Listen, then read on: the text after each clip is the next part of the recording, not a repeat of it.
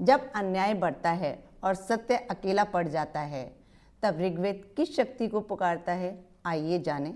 ऋग्वेद का प्रस्तुत सूक्त देवताओं के राजा इंद्र के न्यायकारी, सहायक और विजय दिलाने वाले स्वरूप को प्रकट करता है। यह सूक्त हमें सिखाता है ईश्वर न्याय के साथ शक्ति भी है। सत्य की रक्षा स्वयं दिव्य शक्ति करती है। श्रद्धा और कर्म मिलकर विजय दिलाते हैं।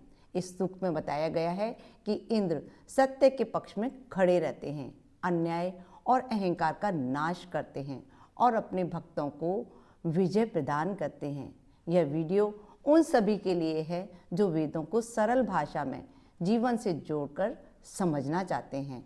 नमस्कार सभी को। चलते हैं ऋग्वेद के मंडल 2 के सूक्त 18 की ओर। इसके ऋषि हैं ग्रसमत, देवता हैं इंद्र और छंद है त्वष्टो। प्रातः काल यह नया रथ नियोजित किया गया है। इसमें 4 युग, 3 कोड़े, 7 रश्मियों तथा 10 चक्र हैं। यह इष्ट प्रयोजनों के लिए मति के अनुरूप गतिमान हो। यह मनुष्यों को सर्व तक पहुंचाने वाला है। यज्ञ हव्य वहन करता है, इसलिए उसे रथ की संज्ञा भी दी जाती है। युग का अर्थ चारों युग भी है तथा अन्न जोड़ने वाले जुए भी 4 पुरुषार्थ, धर्म, अर्थ, काम, मोक्ष इससे जुड़ते हैं। कोड़ों की आवाज से अड्डा चलते हैं। मंत्र ध्वनि से बढ़ता है। उदात, अनुदान तथा स्वरित 3 स्वरों में मंत्र कहे जाते हैं। रश्मियों किरणों को भी कहते हैं और अश्व नियंत्रक रस्सियों को भी 7 छंदों को यंत्र नियंत्रक रश्मि कहा जाता है। यज्ञ का चक्र 10 दिशाओं में गतिमान रहता है। यह अद्भुत रथ स्वर्ग तक ले जाने की क्षमता रखता है। यह रथ इंद्रदेव को प्रथम, द्वितीय और तृतीय अर्थात प्रातः, सायं और मध्याह्न तीनों सवनों में यज्ञों में पहुंचाने में समर्थ है। यह रथ मनुष्य की कामनाओं को पूरा करने वाला है।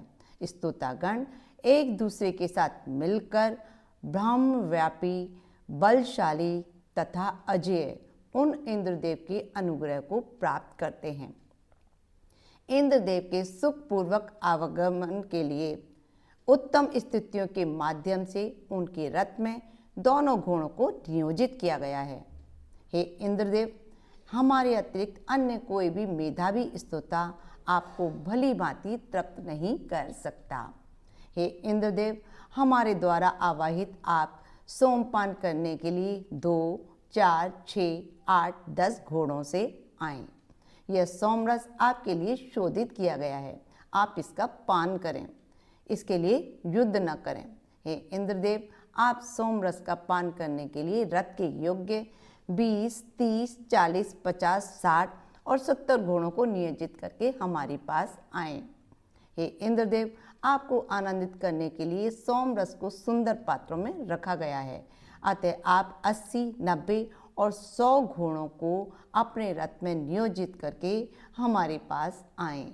हे इंद्रदेव, आप बहुतों के द्वारा आमंत्रित किए गए हैं, अतः हमारे स्तोत्रों को स्वीकार करके अपने रथ में सभी गुणों को नियोजित करके हमारे इस यज्ञ में आकर आनंदित हों। अश्व के अनुसार अश्व पराक्रम का पर्याय है। प्रार्थना की गई है कि सोमपान से इंद्र अपना पराक्रम सतत बढ़ते हुए हमारे पास आएं। यह ऋचा अंक विद्या से भी जोड़ी जाती है। इंद्रदेव के साथ हमारी मैत्री अटूट रहे। हम उनके उत्तम दाहिने हाथ के समीप रहें। इंद्रदेव के द्वारा हमें सदैव दान मिलता रहे।